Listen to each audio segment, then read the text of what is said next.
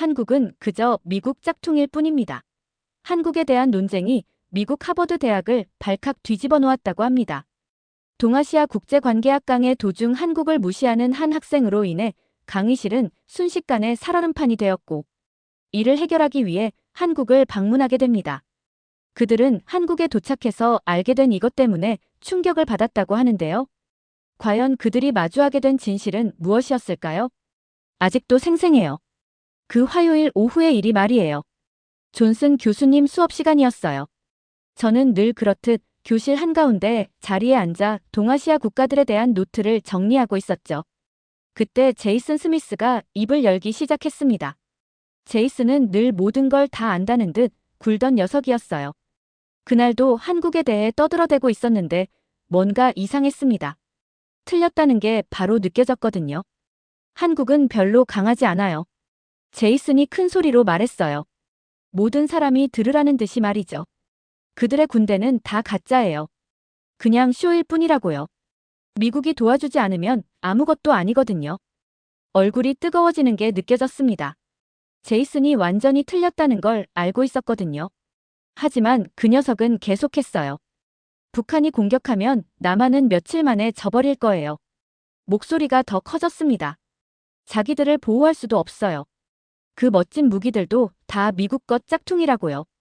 그때 더 이상 참을 수 없었어요. 그건 사실이 아니에요. 제가 소리쳤어요. 한국은 정말 강해요. 세계 12위 경제대국이고 다른 나라에 팔 정도로 뛰어난 군사장비를 만들거든요. 제이슨이 의자를 돌려 저를 바라봤어요. 그 얄미운 미소가 저를 더욱 화나게 만들었습니다. 정말요, 에밀리? 바보 취급하는 그 톤으로 말하더군요.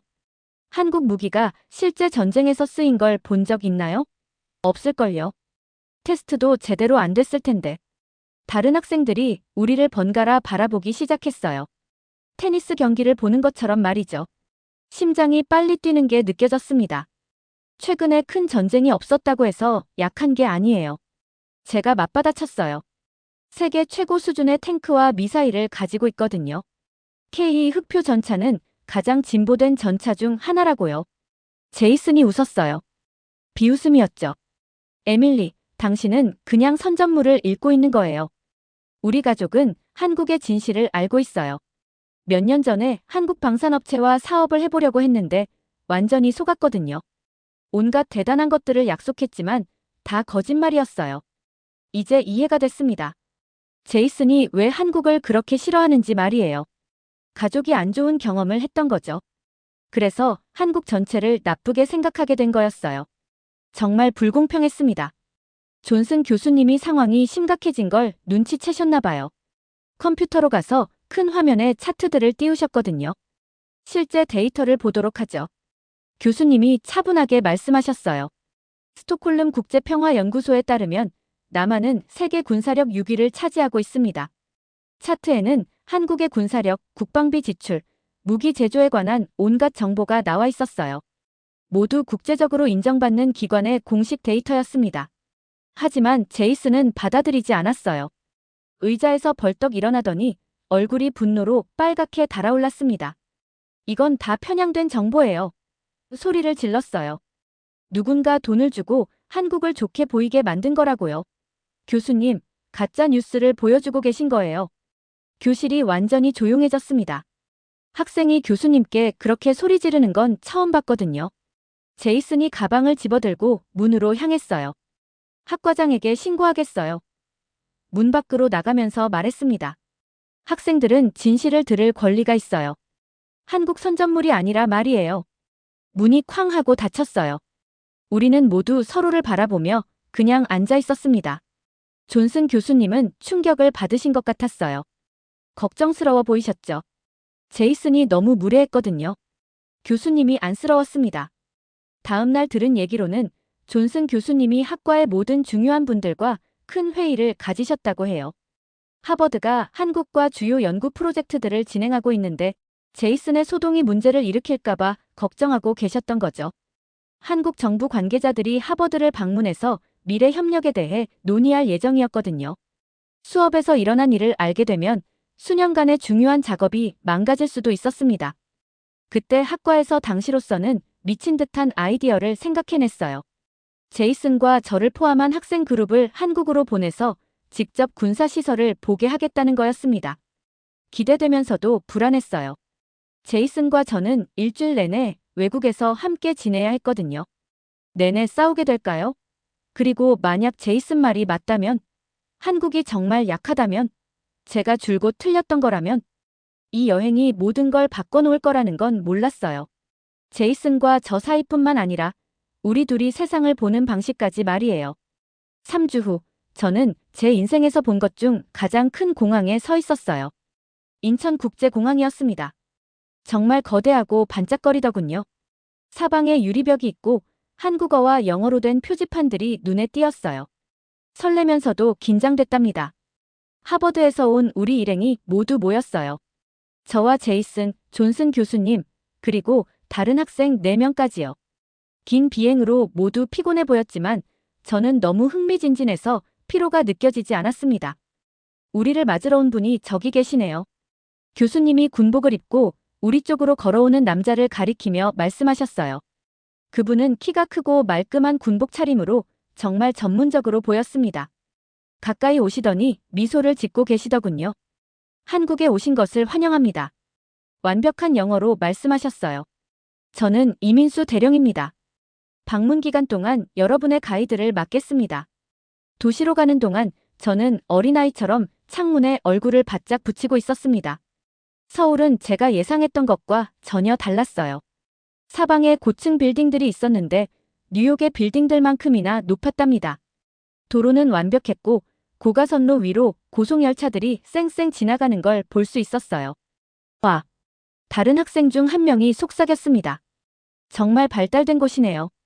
제이슨을 슬쩍 봤어요. 그 역시 창밖을 바라보고 있었는데 표정이 혼란스러워 보였어요. 예상하지 못한 무언가를 보는 것 같았습니다. 이 도시에는 약 1000만 명이 살고 있습니다. 이 대령님이 운전하면서 설명해 주셨어요. 서울은 세계에서 가장 연결된 도시 중 하나죠. 거의 모든 것이 초고속 인터넷으로 작동합니다. 첫 번째 목적지인 국방과학연구소에 도착했을 때 제 턱이 떨어질 뻔했어요. 건물이 엄청나게 컸고 SF 영화에서 나올 법한 모습이었습니다. 온통 유리와 강철로 되어 있었고 밖에는 한국어와 영어 표지판이 붙어 있었어요. 이곳이 우리가 국방기술을 개발하는 곳입니다. 이 대령님이 정문을 통과하며 말씀하셨어요. 안으로 들어서는 순간 모든 게 달라졌습니다. 벽에는 온갖 종류의 군사장비를 보여주는 디스플레이들이 가득했어요. 사방에 거대한 스크린들이 있었는데 미사일 발사와 탱크들이 장애물 코스를 달리는 영상들을 보여주고 있었습니다. 유리 케이스 안에는 믿을 수 없을 정도로 정교해 보이는 전투기, 함선, 무기 모형들이 전시되어 있었어요. 오 마이 갓! 저도 모르게 중얼거렸습니다. 제이슨은 아예 걸음을 멈춰버렸어요. 입을 살짝 벌린 채 세련된 미사일을 보여주는 디스플레이를 바라보고 있었습니다. 이 시스템들은 모두 한국에서 개발된 것입니다. 이 대령님이 자랑스럽게 말씀하시며 디스플레이 앞에 제이슨에게 다가가셨어요. 특히 이 미사일 시스템은 세계적 수준의 정확도를 자랑합니다. 전 세계 여러 나라에 수출하고 있어요. 제이슨의 표정을 주의 깊게 지켜봤어요. 평소 그가 짓던 자신만만하고 무시하는 듯한 표정이 사라졌습니다. 대신 진짜로 놀란 것 같았고 조금은 당황한 것 같기도 했어요. 다음 1시간 동안 연구소의 여러 구역을 둘러봤습니다.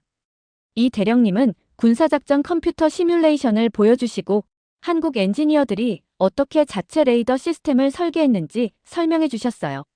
심지어 실제 장비들을 가까이서 볼 수도 있게 해주셨답니다. 가장 멋진 순간은 진짜 K2 흑표 전차를 본 때였어요. 짙은 녹색 위장 무늬로 칠해져 있었는데 정말 거대해 보였습니다. 장갑이 매끄럽고 각진 방식으로 되어 있어서 움직이지 않고 있는데도 빨라 보였어요. 이 전차는 완전히 한국에서 설계된 것입니다. 이 대령님이 애완동물을 쓰다듬듯 전차 옆면을 두드리며 설명하셨어요. 세계에서 가장 진보된 사격 통제 시스템 중 하나를 가지고 있습니다. 제이슨이 전차 주위를 천천히 돌면서 모든 각도에서 살펴봤어요. 손이 실제로 조금 떨리고 있었는데 자신이 보고 있는 것을 이해하려고 애쓰는 게 보였습니다. 통제실에서 이 대령님은 한국이 어떻게 북한과의 국경을 감시하는지 보여주셨어요. 수십 개의 화면에서 국경선 전체의 카메라와 센서들로부터 실시간 영상을 보여주고 있었습니다. 군인들이 24시간 내내 모든 것을 지켜보고 있었어요. 여기는 우리 사이버 방어센터입니다. 이 대령님이 사람들이 컴퓨터에서 빠르게 타이핑하고 있는 다른 구역을 가리키며 말씀하셨어요. 매일 수천 건의 사이버 공격으로부터 보호하고 있습니다. 기술이 정말 대단했어요. 모든 게 너무 진보되고 전문적으로 보였습니다. 수업에서 한국을 변호했던 제 자신이 자랑스러웠지만 제이슨이 안쓰럽기도 했어요. 그가 모든 것에 대해 완전히 틀렸었거든요. 벤으로 돌아가면서 제이슨은 매우 조용했습니다. 그의 전체적인 태도가 바뀌었어요. 모든 걸 다 안다는 식으로 행동하는 대신 혼란스럽고 생각에 잠긴 것 같아 보였습니다. 정말 놀라웠습니다. 떠날 준비를 하면서 이 대령님에게 말했어요. 고맙습니다. 미소를 지으며 대답하셨어요. 내일은 더 많은 것을 보여드리겠습니다. 한국은 정말 많이 발전했거든요. 벤에 타기 전에 제이슨을 한 번 더 봤어요. 그를 알게 된 이후 처음으로 자신의 의견이 틀릴 수도 있다는 걸 실제로 생각해보는 것 같았습니다. 이 여행이 제가 생각했던 것보다 훨씬 더 흥미로울 것 같았어요. 다음 날 아침 무엇을 보게 될지 기대에 부풀어 잠에서 깼어요. 하지만 이날이 제이슨과 저 사이의 모든 걸 바꿔놓을 거라곤 전혀 몰랐습니다. 그날 우리는 정말 중요한 군사시설을 방문할 예정이었어요. 이 대령님이 보안 규칙에 대해 여러 번 경고하셨습니다. 이곳은 매우 민감한 구역입니다. 여러 보안 검문소를 통과하면서 진지하게 말씀하셨어요. 항상 그룹과 함께 있어 주시고 제가 괜찮다고 하지 않는 한 아무것도 만지지 마세요. 우리 모두 고개를 끄덕이며 조심하겠다고 약속했어요. 시설은 정말 놀라웠답니다. 제가 이해할 수도 없는 것들을 감시하는 컴퓨터들로 가득한 방들이 있었고 미래에서 온 것 같은 장비들로 늘어선 복도들이 있었어요. 첨단 레이더 시스템이 있는 구역에 도착할 때까지는 모든 게 순조로웠습니다. 투어 가이드가 작동 원리를 설명하고 있을 때 제이슨이 더 이상 우리 그룹에 없다는 걸 알아차렸어요. 주위를 둘러보니 20피트 정도 떨어진 곳에서 빨간 경고 표지판이 덕지덕지 붙은 장비 앞에 서 있더군요. 심장이 빨리 뛰기 시작했습니다.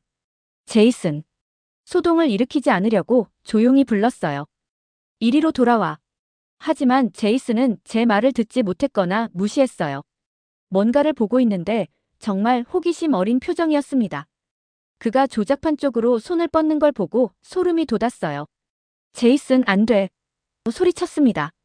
너무 늦었어요. 그의 손가락이 패널에 닿는 순간 사방에서 경보가 울리기 시작했습니다. 빨간 불이 깜빡이기 시작했고 큰 사이렌 소리가 방을 가득 채웠어요. 모든 사람이 얼어붙었습니다. 보안 요원들이 사방에서 달려왔어요.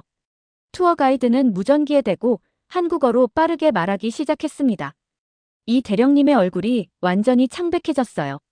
제이슨이 장비에서 화상을 입은 것처럼 뒤로 물러났어요. 얼굴이 공포로 새하얗게 되었고 손이 떨리고 있었습니다. 죄송해요.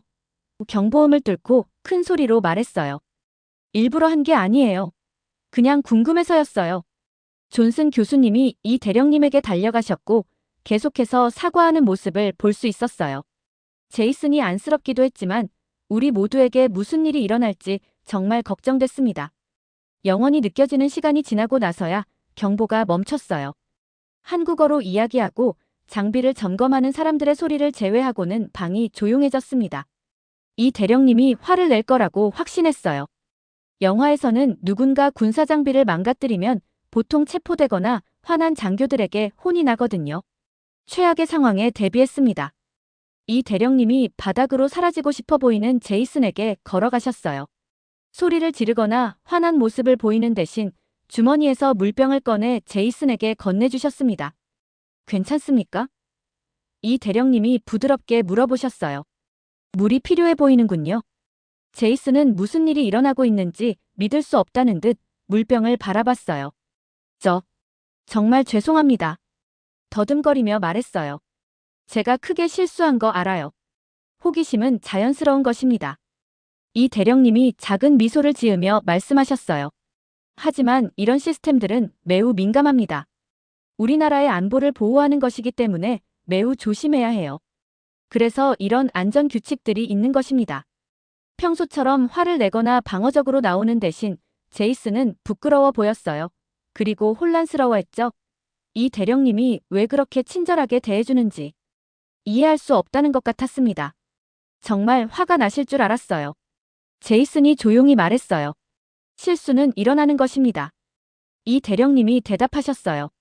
중요한 건 규칙이 왜 존재하는지 이해하고 모든 사람이 안전하다는 것이죠.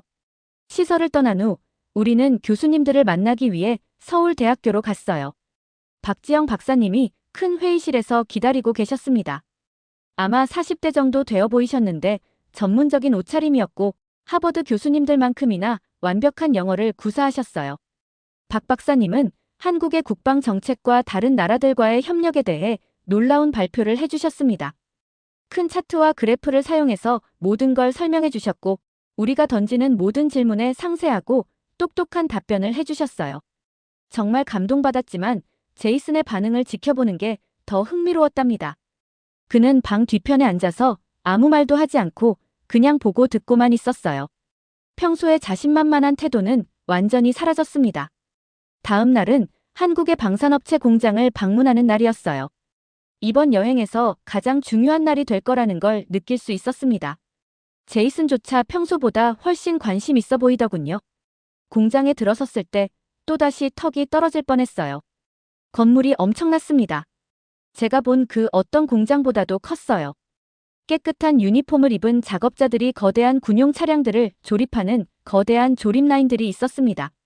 저것들이 K9 자주포입니다. 이 대령님이 정말 긴 대포를 가진 탱크 같은 것들을 가리키며 설명해 주셨어요. 여기서 만들어서 전 세계 여러 나라에 수출하고 있습니다. 작업자들이 각 부품을 조심스럽게 조립하는 모습을 지켜봤어요. 모든 게 너무 정확하고 전문적으로 보였습니다. 제이슨이 주장했던 것처럼 단순히 미국 무기를 복사한 게 아니었어요. 한국 엔지니어들이 만든 완전히 한국식 설계였습니다. 제이슨이 입을 벌린 채 돌아다니며 모든 걸 바라보고 있었어요. 모든 세부 사항을 기억하려고 애쓰는 것처럼 머릿속으로 메모를 하고 있는 게 보였습니다. 공장의 다른 구역에서는 엔지니어들이 레이더 시스템을 테스트하고 있었어요. 레이더가 수백 마일 떨어진 항공기를 추적할 수 있는 모습을 보여주는 거대한 화면들이 있었습니다.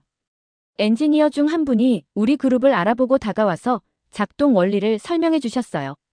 이 시스템은 동시에 100개 이상의 목표물을 탐지하고 추적할 수 있습니다. 그 엔지니어가 영어로 자랑스럽게 말씀하셨어요. 소프트웨어를 모두 자체 개발했습니다. 점심시간에 놀라운 일이 일어났어요.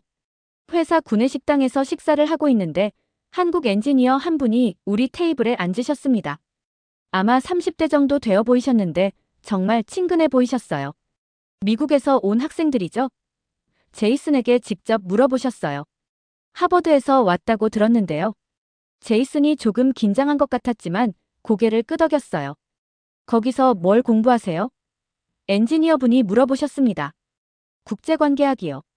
제이슨이 조용히 대답했어요. 저희 가족도 방산 부품을 만드는 회사를 하고 있어요. 엔지니어분의 눈이 관심으로 반짝였습니다. 정말요? 어떤 종류의 부품인가요? 한국에 온 이후 처음으로 제이슨이 자신 있게 말하기 시작했어요.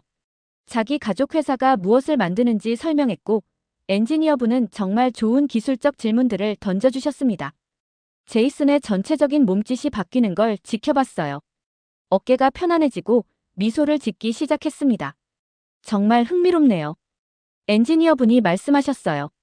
우리도 실제로 몇몇 시스템에서 비슷한 부품을 사용할 수도 있을 것 같은데요. 당신 가족분들이 많은 전문 지식을 가지고 계시겠군요. 대화를 나누면서 제이슨의 표정이 변하는 걸 볼 수 있었어요. 방어적이고 화난 모습 대신 편안하고 행복해 보였습니다. 누군가 진짜로 그가 아는 것에 관심을 가지고 존중해주고 있었거든요. 대화는 거의 점심시간 내내 이어졌습니다. 엔지니어분은 심지어 제이슨에게 명함을 주시면서 그의 가족 기술에 대해 더 알고 싶다고 말씀하셨어요. 점심이 끝났을 때 제이슨은 완전히 다른 사람처럼 보였어요.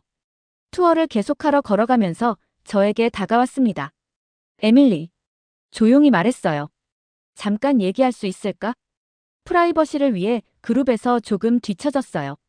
내가 사과해야 할 게 있어. 제이슨이 발끝을 보며 말했습니다. 한국에 대해 정말 틀렸었어. 너에게도 불공평했고. 너무 놀라서 걸음을 멈출 뻔했어요. 무슨 뜻이야? 모든 것 말이야. 제이슨의 목소리가 더 강해졌습니다. 한국은 약하지도 가짜도 아니야. 그들의 기술은 놀라워. 사람들도 똑똑하고 전문적이고. 그리고 너는 처음부터 모든 것에 대해 옳았어. 뭐라고 말해야 할지 몰랐어요. 불과 몇 주 전에 교실에서 뛰쳐나갔던 바로 그 녀석이었거든요. 내가 우리 가족 사업 문제 때문에 화가 나서 한국 전체를 탓했던 것 같아. 제이슨이 계속했어요. 하지만 이제 생각해보니 우리가 서로를 이해하지 못했던 것일 수도 있어. 한국 잘못이 아니었을지도 몰라. 그렇게 말해줘서 고마워. 제가 말했어요. 정말 뜻깊어. 저녁 식사 후 호텔로 돌아가는 버스에서 제이슨과 함께 앉게 됐어요. 몇 주 동안 우리 사이에 있던 긴장감이 마침내 사라졌습니다. 모든 것에 대해 내가 얼마나 틀렸는지 믿을 수가 없어. 제이슨이 고개를 흔들며 말했어요. 정말 부끄러워. 그래도 인정하고 있잖아. 제가 말했어요. 그게 용기가 필요한 일이야. 하버드로 돌아가면 한국에 대해 더 배우고 싶어. 제이슨이 말했습니다. 도와줄 수 있어. 너가 이런 것들에 대해 나보다 훨씬 많이 알고 있다는 거 알아. 물론이지. 정말 기뻐하며 말했어요. 기꺼이 도와줄게. 한국에서의 마지막 날을 준비하면서 우리 둘 다가 자랑스러웠어요. 제이슨은 자신이 틀렸다고 인정할 용기를 찾았고, 저는 누군가의 아픔을 이해하는 것이 그들의 실수를 용서하는데 도움이 된다는 걸 배웠습니다. 내일이면 집으로 돌아가겠지만 제이슨과 제가 단순한 추억보다 훨씬 더 소중한 것을 가지고 돌아간다는 걸 알고 있었어요. 우리는 우정과 열린 마음이 무엇을 의미하는지에 대한 새로운 이해를 가져가고 있었습니다. 이상으로 오늘의 사연 마치겠습니다. 구독과 좋아요 꾹 눌러주시고 사연에 대한 댓글 남겨주시면 영상 제작에 큰 힘이 됩니다. 이 영상을 보시는 모든 분들께 행복이 가득하기를 바라겠습니다.